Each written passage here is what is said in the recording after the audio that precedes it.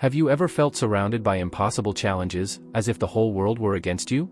Have you faced moments when your faith, your courage, and even your destiny were put to the test? The story of Daniel is not just an ancient tale, it is a reflection of the battles we face every day. Betrayed, persecuted, and thrown into a den of hungry lions, Daniel should have been destroyed, but a hidden secret changed everything. In this video, you will discover the surprising truth that humanity has ignored, a powerful lesson that can transform your life and give you the strength to overcome any adversity. Get ready, because what you're about to hear could change everything.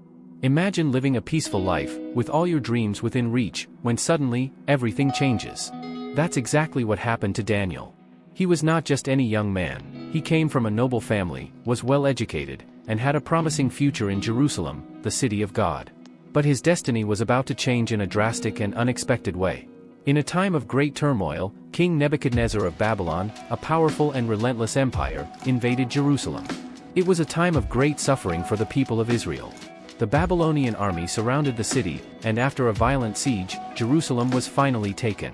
The streets, once filled with life, were now full of destruction. People were captured, and many were taken as prisoners to serve a foreign king who represented everything contrary to their beliefs in God. Among the captives was Daniel, a young man around 15 or 16 years old. He was taken from his home, his city, and his culture. He didn't choose this. Suddenly, he found himself in a distant land, with a foreign language, strange religion, and a king who had nothing to do with his God. Daniel found himself in an enemy land, in a new world, where his values and beliefs would be tested in ways he never imagined. Babylon, with all its grandeur, seemed like a hopeless place. However, when Nebuchadnezzar conquered a city, he would often take the best and brightest young men as captives to serve in his palace. He didn't want just soldiers or common servants, but those who had potential, wisdom, and skill. And Daniel, with his education and character, was exactly the kind of young man the king sought. Alongside Daniel, other young men were taken. Among them were his 3 friends, Shadrach, Meshach, and Abednego. They were also Jews, like Daniel, and they were about to live something much bigger than they had ever imagined. These young men were taken to Babylon, where they would be trained and prepared to serve directly under the king. They were chosen for their intelligence, appearance, and abilities. However, Daniel and his friends were not discouraged. Despite being far from home, they did not forget their roots. They knew that, although they were in Babylon, they would not be like the Babylonians. Their hearts still belonged to God. And it was this conviction that kept them strong. In the midst of confusion, pain, and loss, Daniel kept his faith. He knew that, even though he was far from his homeland, God had not abandoned him. He knew that, though he was a stranger in an enemy land, he was still a child of the Most High God. What seemed to be a tragedy for Daniel was, in fact, a path to something much greater. Babylon didn't know it, but that young man, who had been taken as a prisoner, would be used by God in a surprising way. In a land that did not recognize him, God was about to show his power, and Daniel would become one of the greatest prophets in biblical history. This journey began with loss and fear, but as we'll see, it would turn into a testimony of unwavering faith and courage in the face of adversity. Daniel, a simple young man who lost everything, would discover that God always has a purpose, even in the darkest moments. And, although he was trapped in a distant and dangerous place, God would never leave him. After the fall of Jerusalem and the exile of the chosen young men by King Nebuchadnezzar, Daniel, who was only about 16 or 17 years old, found himself in a foreign land, far away from his family and everything he knew. He and his 3 friends, Shadrach, Meshach, and Abednego, were considered among the best of the Israelite youth, and the king, in his search for loyal and wise servants, chose them to serve in his palace. Life in the palace of Babylon was nothing like the life they had in Jerusalem. They were now under the rule of a pagan empire, surrounded by wealth, luxuries, and foreign customs. Every step they took seemed to challenge their beliefs and values. And as if that weren't enough, the king ordered them to be fed with the royal delicacies, exotic dishes, fine meats, and wine, all prepared according to Babylonian customs, which were far from the dietary laws of the Jewish people. For a young man like Daniel, who had always followed God's commands in his life, the offer of these foods seemed like something impossible to accept. Here was Daniel's first big test. He could give in to the wealth and pleasures the palace offered, or he could remain firm in his beliefs and trust that God would sustain him, even in a foreign land. The decision wasn't just about what to eat, it was about his loyalty to God in an environment where everything around him was at odds with his faith. Daniel, with wisdom and courage, refused the food, but he did so respectfully. He didn't want to create conflict or directly disobey the king's order. So, he approached the chief eunuch, the one responsible for overseeing the young men's food, and asked if he could be given a simple diet, vegetables and water. This was not just a whim or a desire to be different, but a life choice grounded in total trust in God. Daniel believed that God would honor him, even in the midst of the Babylonian Empire's oppression. The chief eunuch, initially concerned, feared that the king had high expectations for the young men, and he was afraid that their physical appearance would suffer if they didn't follow the same dietary regime as the others. After all, how could he explain to the king that those young men were being fed such a simple diet while the others were enjoying fine foods and delicious meats? But Daniel didn't back down. With great wisdom, he suggested a 10-day test. During this time, he and his friends would eat only vegetables and drink water, and then the chief eunuch could compare their appearance to the other young men. If they appeared weaker or less healthy, he could change their diet. It was a simple test, but one with deep meaning, a demonstration of faith in God, trusting that he would sustain his servants even without the king's luxurious food. The chief, though reluctant, agreed to Daniel's proposal. He gave his consent, and the young men began their diet of vegetables and water, patiently and without doubt. 10 days passed, and surprisingly, when the chief eunuch made the comparison, Daniel and his friends were healthier, stronger, and more alert than the other young men who had been eating the king's delicacies.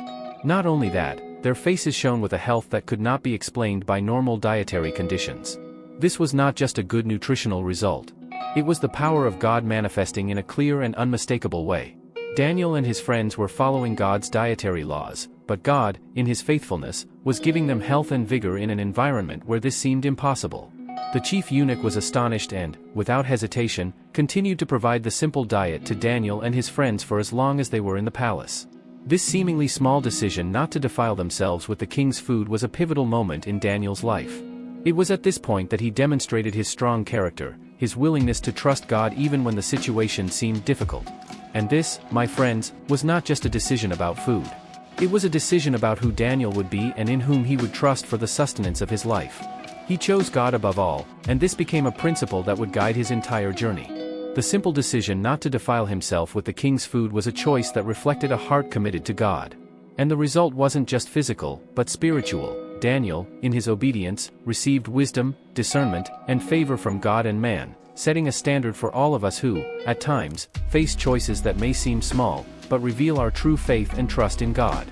And in the end, Daniel's decision not only preserved him, but also placed him in a position of great influence and honor, not only before Nebuchadnezzar but also throughout all of Babylon. It was a choice of faithfulness that produced grand fruits and still echoes today as an example of courage and wisdom. It was a quiet night, but in the palace of Nebuchadnezzar, the king of Babylon, the silence was broken by a disturbing nightmare.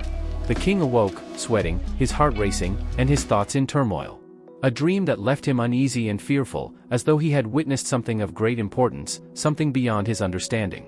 He felt that the dream was a message, but what did it mean? What was he supposed to do with it? The king, accustomed to ruling with absolute authority, had never faced something that left him so vulnerable. He was a man of power, with wealth and conquests in his hands, but on that night, he felt helpless in the face of that mystery. He immediately woke up and called for his wise men, magicians, sorcerers, and astrologers, those known for their wisdom and mysterious abilities. "I had a dream, and my soul was disturbed," said Nebuchadnezzar, his voice tense. "I want you to tell me what I dreamed and what it means." The wise men exchanged uneasy glances. They knew the king was expecting something beyond a simple interpretation. It was an unparalleled challenge. A decree was made: if you do not tell me what I dreamed and its meaning, you will be killed. But if you can, you will be rewarded. Now, imagine the situation. The wise men, completely terrified, tried to convince the king that it was impossible to tell the dream without him revealing it. After all, how could they interpret something they didn't even know? The king, furious with their lack of answers, ordered that all the wise men of Babylon be killed. In the midst of this crisis, there was a young man named Daniel, who, although an exiled Jew in a foreign land, had distinguished himself by his wisdom and character. He was not yet one of the king's wise men, but he heard about the death decree. Daniel, upon hearing it, went to the captain of the guard and asked for more time. He wasn't desperate, but he knew that God could reveal the mystery. "Give me until tomorrow, and I will ask God to reveal the meaning of this dream," Daniel said with confidence. He knew that it was not by his own wisdom that he could solve this, but by the wisdom that came directly from God. That night, Daniel withdrew to pray. He and his friends, Hananiah, Mishael, and Azariah, the three young men who had stood out in Babylon, knelt and fervently cried out to God. They asked the Lord, who possesses all understanding, to reveal the dream of Nebuchadnezzar and its meaning. As Daniel prayed, God, in his mercy, heard their prayer and revealed to Daniel, in a night vision, what Nebuchadnezzar had dreamed.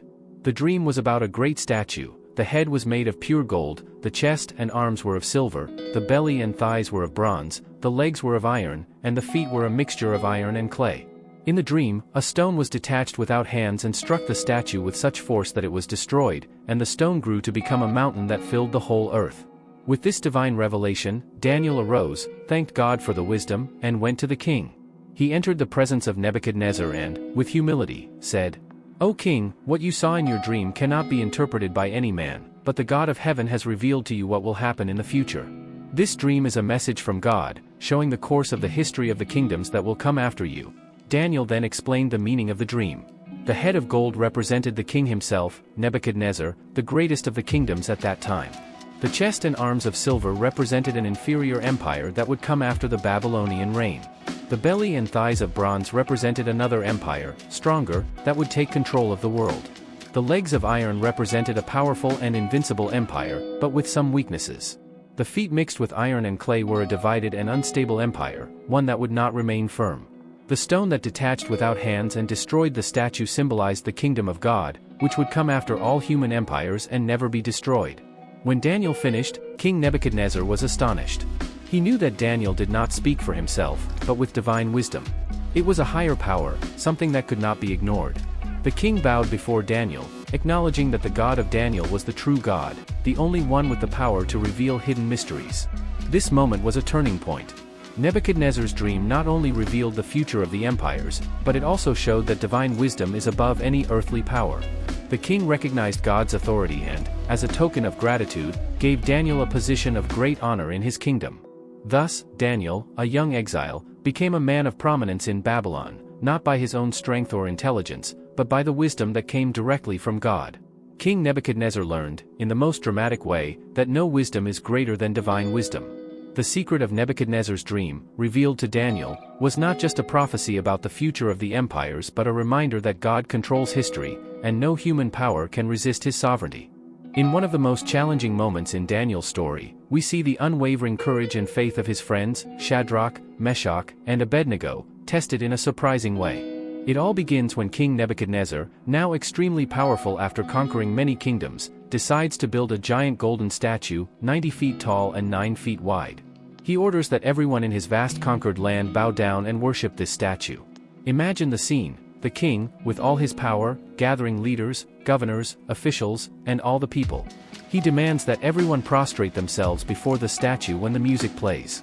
It was a clear and direct command: anyone who does not bow down will be thrown into the fiery furnace. The sound of the music echoed throughout the palace. The people, afraid of the king's wrath, kneeled down without question. But among them, there were 3 young men of unwavering faith: Shadrach, Meshach, and Abednego. These 3 friends, who had been taken from Jerusalem to Babylon, had grown up learning to serve God with all their hearts. And now, in the face of this false worship, something inside them would not allow them to give in. They knew that the only worship they should offer was to God, the true God. Even in the face of the king's pressure, the threat of death, and public humiliation, the 3 young men stood firm. When the music began to play, the people bowed, except Shadrach, Meshach, and Abednego. What seemed like a small refusal became a great offense to the king's authority. Soon, accusations began to surface. Their enemies, who had been watching every move, rushed to inform Nebuchadnezzar about the disobedience of Shadrach, Meshach, and Abednego. The king, furious, ordered them to be brought before him immediately. He was enraged and, upon seeing them, gave them one last chance. He said, "I will play the music again. If you bow down and worship the statue, everything will be fine. But if you do not, you will be thrown into the fiery furnace. And who is the God who can deliver you from my hand?" But Shadrach, Meshach, and Abednego replied firmly to the king, "We do not need to answer you in this matter, O king. The God we serve is able to deliver us from the fiery furnace and from your hand. But even if he does not, let it be known to you, O king, that we will not serve your gods, nor will we worship the golden statue you have set up." Imagine the boldness and faith of these young men in front of such a powerful king. They were willing to lose their lives for something much greater, the honor of God. King Nebuchadnezzar's anger burned even hotter. He ordered that the furnace be heated 7 times hotter than usual. The fire was so intense that, as they approached to throw the three friends in, even the soldiers who were leading them were consumed by the deadly heat of the furnace. With their hands bound, Shadrach, Meshach, and Abednego were thrown into the furnace. But, contrary to everyone's expectations of seeing these young men instantly consumed by fire, something astonishing happened. As the king watched, he noticed that, in the midst of the furnace, there were not 3 men burning, but 4 figures walking in the flames, unharmed. The king, stunned, stood up and asked his counselors, "Did we not throw 3 men bound into the fire? But I see 4 men walking in the fire, unbound, and the 4th looks like the son of the gods." It was God's miracle. God himself was there with them, protecting them, as never before seen. The fire did not touch them. There was not even the smell of smoke on their clothes. Their hair was not singed, and their garments were untouched. Nebuchadnezzar, now in shock, rushed to the furnace and called out for Shadrach, Meshach, and Abednego to come out. They stepped out of the furnace, untouched, as if nothing had happened. The king, in total reverence, bowed before the God of these young men and acknowledged the sovereignty of the God of Israel. He proclaimed aloud that anyone who spoke against the God of Shadrach, Meshach, and Abednego would be severely punished. What seemed like a death sentence turned into a powerful testimony of divine protection. Shadrach, Meshach, and Abednego not only survived the fire, but they also led everyone to witness the power of God at work. They were promoted to high positions in the kingdom, and their unwavering faith became an inspiration to all around them. This story is not just about 3 courageous men, but about God's faithfulness in the midst of our greatest adversities. Sometimes, we are thrown into the fire, but it is precisely in those moments that God gives us his presence, keeps us safe, and leads us to extraordinary testimonies. It is a powerful reminder, even in the flames of adversity, God never abandons us. He is with us, turning impossible situations into proofs of his supernatural power. Nebuchadnezzar, the great king of Babylon, was at the peak of his power. His kingdom was the largest and most impressive of the time. He had everything: wealth, lands, powerful armies, and a grand palace. The city of Babylon was famous for its imposing walls, its hanging gardens, and its enormous structures. The king felt that nothing could threaten his dominion. He saw himself as a superior being, almost divine, and believed his reign would last forever. One day, while walking along the terraces of his palace, Nebuchadnezzar looked out over his city and was filled with pride. He said to himself something like, "This great Babylon that I built with my own power and glory. Look at all that I have done. I am great, I am invincible." He did not realize that, at that very moment, his words were reflecting his arrogance and pride. He was forgetting who truly controlled everything: God. Then, God decided to act. The prophet Daniel had already interpreted dreams for the king in the past, and now, once again, he would be used to reveal something big. But this time, it wasn't just a revelation about the future, it was a lesson in humility. In a dream that God sent to the king, Nebuchadnezzar saw a huge tree, with green leaves and abundant fruits, providing shade to all the living creatures. But suddenly, an angel came down and ordered the tree to be cut down, leaving only the stump, until it recovered and grew again. This dream was a warning from God about the king's future. Daniel, interpreting the dream, was direct and clear. "O king, this tree represents you. You are prospering, but your arrogance and pride will cause you to fall. The Lord God will humble you, and you will lose your sanity, living as an animal, until you recognize that God is the true sovereign." King Nebuchadnezzar, despite the strong warning, did not listen. 12 months passed, and the king's pride only grew. He believed he was secure, that his strength and power would never be challenged. But then, one day, while walking in his palace, the king exclaimed once again about his greatness, "Look what I have built. I did all of this with my power and wisdom." Immediately, while he was still speaking, a voice from heaven interrupted him. It was the voice of God, saying, "This word is for you, O Nebuchadnezzar, your kingdom has been taken from you. You will be driven away from the company of men and live with the wild animals, eating grass like an ox. 7 times will pass until you acknowledge that the Most High rules over the kingdoms of men and gives them to whomever he chooses." What followed was truly unbelievable. The king, in a matter of moments, lost his sanity. He was driven away from his court and began to live as an animal. His mind was taken by a terrible madness, and he began to eat grass, like an ox.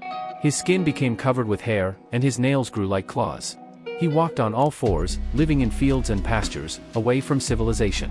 Meanwhile, in Babylon, Daniel and all those around him witnessed what was happening to the king. It was a terrifying spectacle. The most powerful man in the world was now reduced to a state of total humiliation. He, who once thought himself invincible, was now at the mercy of his own madness. But God's plan was not for permanent destruction, and the king finally learned his lesson. After 7 years, God restored his sanity. Nebuchadnezzar, at last, recognized God's sovereignty over all the kingdoms of the earth. He declared, "Now I, Nebuchadnezzar, praise, exalt, and glorify the King of heaven, because all his works are true and just, and he is able to humble those who walk in pride." Thus, the king was restored to his kingdom, but in a completely different way. Now he knew that, despite his greatness, he was merely a servant of the Most High God. And, by the end of his life, Nebuchadnezzar became a humbler king, fully aware of God's sovereignty. This story teaches us something powerful. Even those who reach the highest levels of power and success must remember that, behind it all, it is God who controls everything. Your arrogance can be defeated, but humility before God brings true wisdom and restoration. This lesson was recorded in the story of Daniel, not only to teach Nebuchadnezzar but also for us, even today, about the greatness of God's power and the importance of recognizing his sovereignty in our lives. It was a night of celebration in Babylon, and King Belshazzar, son of Nebuchadnezzar, was hosting a grand feast, full of wine and revelry. But this was no ordinary feast. Belshazzar, unlike his father, did not fear God. On the contrary, he was openly challenging divine authority with arrogance and disrespect. In the heart of the palace, the king and his nobles were giving themselves over to a true orgy of pleasures and excess. The banquet was filled with laughter, music, and dances, but the true wickedness was happening in a bold gesture. In his drunkenness, Belshazzar ordered that the sacred vessels that his father Nebuchadnezzar had taken from the temple in Jerusalem during the conquest of the city be brought forth. These vessels had been used to worship the God of Israel, but now they were being treated with disdain, used in a profane manner at this feast. With a mocking laugh, Belshazzar began to use the holy goblets to drink wine and praise his own gods, gods of gold, silver, wood, and stone. He was showing complete disregard for the God of Israel, mocking his holiness, and challenging his authority. Belshazzar thought his greatness and power were unshakable, and that no one could stand against him. But, while the king and his nobles indulged in their revelry, something absolutely extraordinary happened. Suddenly, in the middle of the room, a mysterious hand appeared, no body, no face, just a hand materializing in the air. This hand began to write something on the wall, with glowing letters, visible to everyone in the room. The festive and noisy atmosphere was instantly replaced by an eerie silence. Everyone froze, not knowing what was happening. They could see the words being written, but no one could understand what the words meant. Panic began to seize the banquet hall. The king, who had been full of confidence, was now terrified. He looked at the wall, trying to decipher what was being written, but his hands started to tremble, and he turned pale with fear. He quickly called for his wise men, magicians, and astrologers, asking them to explain the meaning of the writing, but as expected, no one could interpret it. The tension in the room grew with each passing second. Desperate, the king, now in a state of panic, promised great rewards to anyone who could interpret the writing. He promised purple robes, a gold chain around their neck, and even the position of third in the kingdom. But the wise men and counselors were completely bewildered and could not decipher the message. It was then that the queen, hearing the commotion, entered the room. She remembered a man named Daniel, who had been famous in the days of her grandfather, Nebuchadnezzar, for his wisdom and ability to interpret dreams and divine signs. Daniel was known for his close relationship with the God of Israel and the wisdom God had granted him. The queen then suggested that the king call for Daniel. And that's what Belshazzar did. When Daniel entered, he was now an elderly man, but his authority was still respected. The king offered him the same rewards, purple robes, a gold chain, and the title of third in the kingdom, if he could decipher the writing. But Daniel, with impressive calmness, refused the gifts. He was not there for material gain, but to fulfill God's will. With seriousness, Daniel turned to the king and, before explaining the writing, made sure to remind him of the error of his father, Nebuchadnezzar. He spoke of how Nebuchadnezzar, though he had been a great king, became proud and was humbled by God. God made him live like an animal until he acknowledged God's sovereignty. And now, Belshazzar, being even more arrogant, was making the same mistake. He had used the sacred vessels to worship idols and was openly defying the Almighty God. With this introduction, Daniel explained that the words written on the wall were a clear and direct message from God. Mean, tekel, parsin. Daniel then translated and explained the meaning of the words. Mean, God has numbered the days of Belshazzar's kingdom and has brought it to an end. His reign was coming to a close. Tekel, Belshazzar has been weighed on the scales and found wanting. He has not measured up to the standard of justice that God requires. Parsin, the kingdom will be divided between the Medes and the Persians. The Babylonian Empire was about to fall. With these words, Daniel announced the imminent fall of Babylon. King Belshazzar and his kingdom had been judged by God, and Babylon would be taken that very night. And, as prophesied, that very night, King Belshazzar was slain, and the Babylonian Empire was conquered by the Medes and Persians, led by Cyrus the Great. The kingdom fell like a house of cards, without resistance, exactly as God had declared.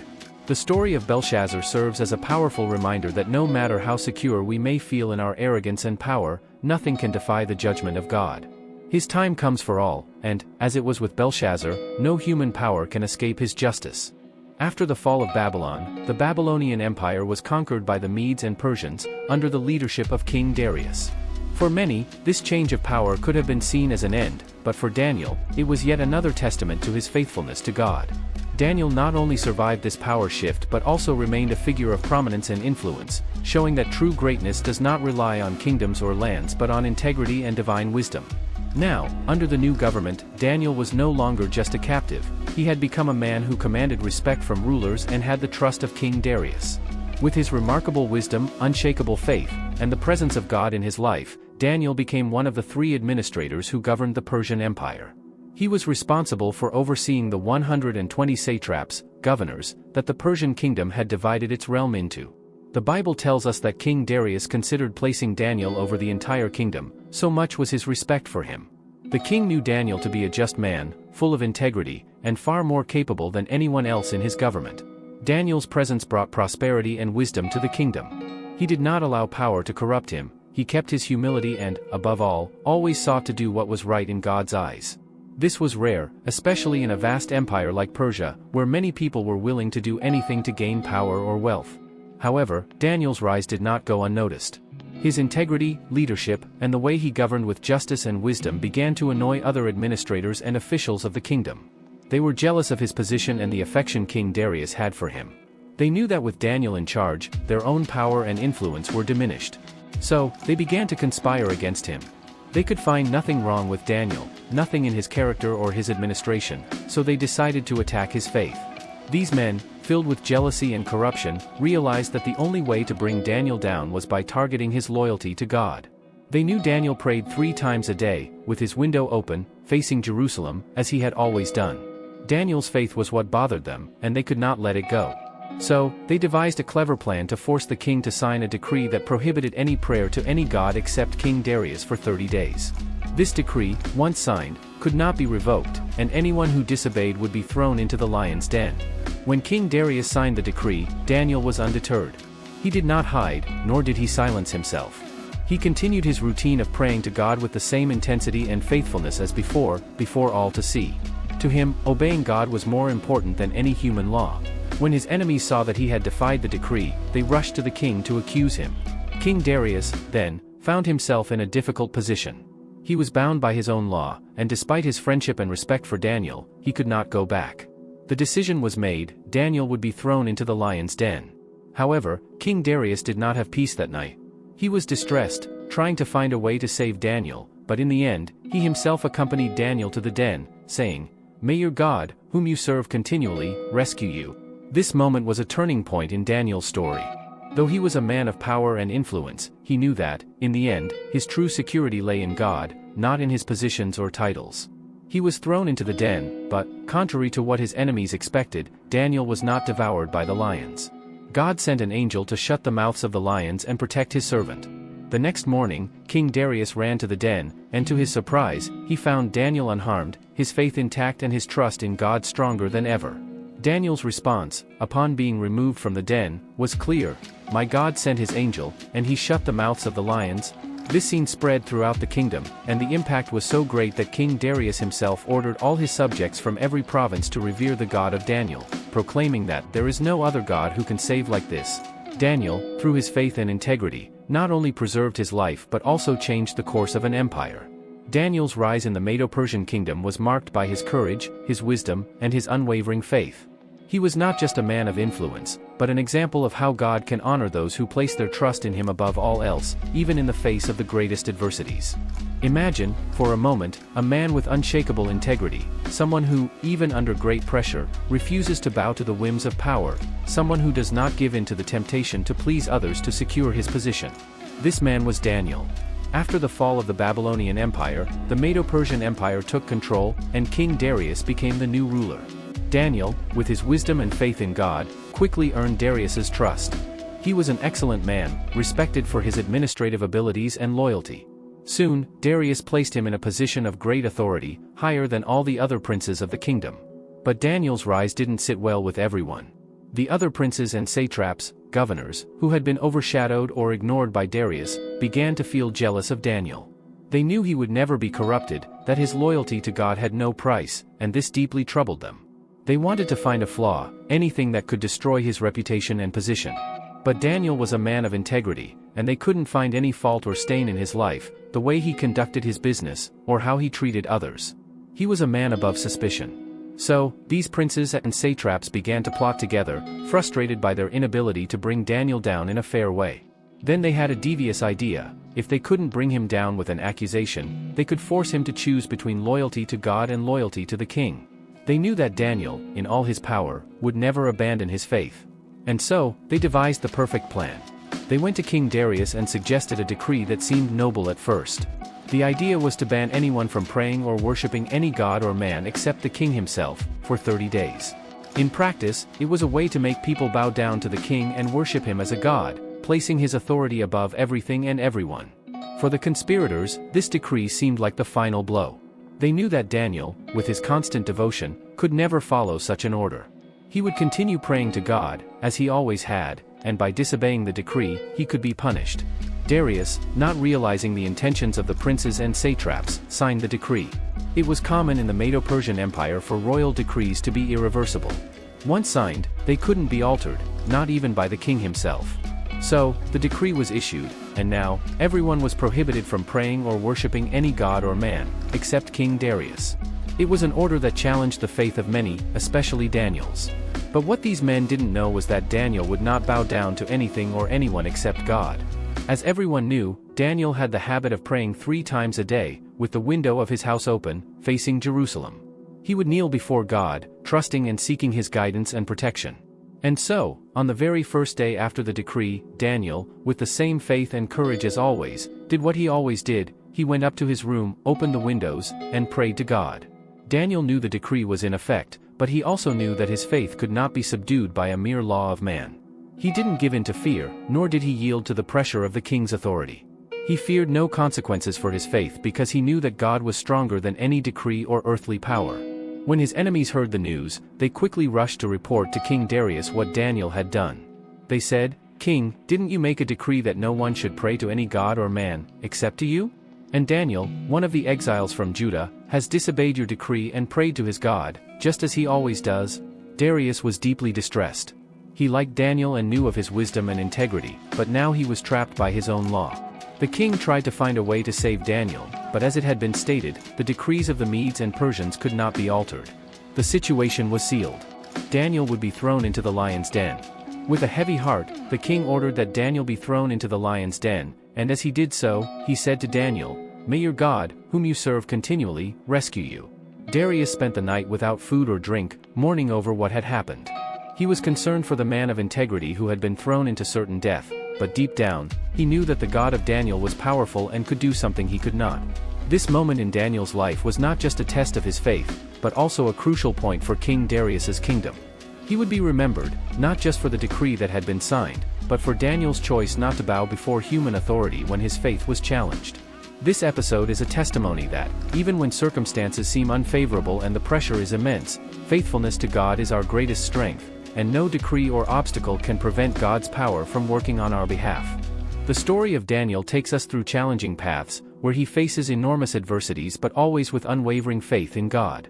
However, at the end of his earthly journey, God reveals something grand and surprising to Daniel, something beyond what anyone could imagine.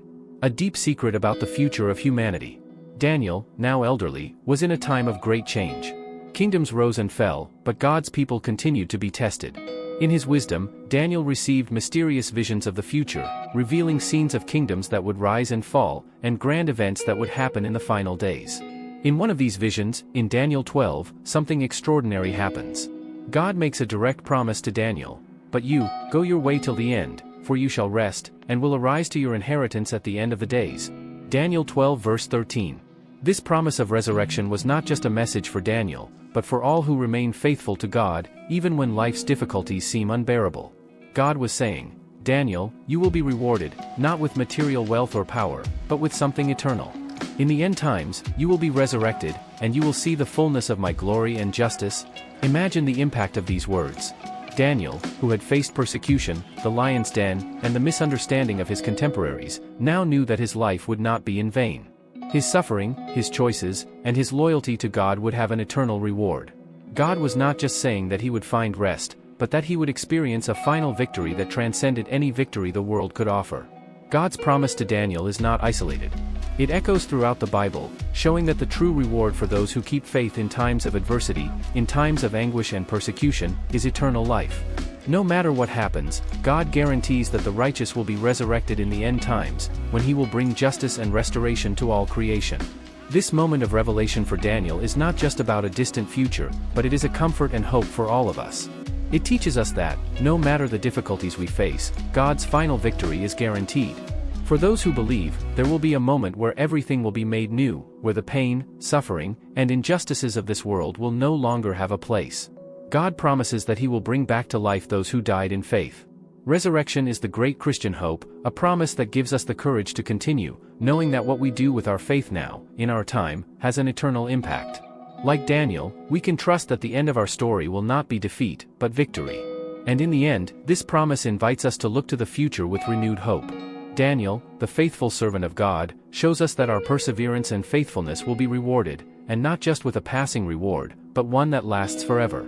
The end times, when the righteous will rise from death and receive their inheritance, will be the final triumph of God over evil, and Daniel, like all the faithful, will be part of that victory. When Daniel looked into the future, he saw the glory of God being revealed, and his vision tells us that no matter what we face here, our true victory is in Christ and in the eternity he promised. The resurrection is the great certainty that we have, that evil will not have the last word, that God will triumph, and we, with him, will reign in his presence forever.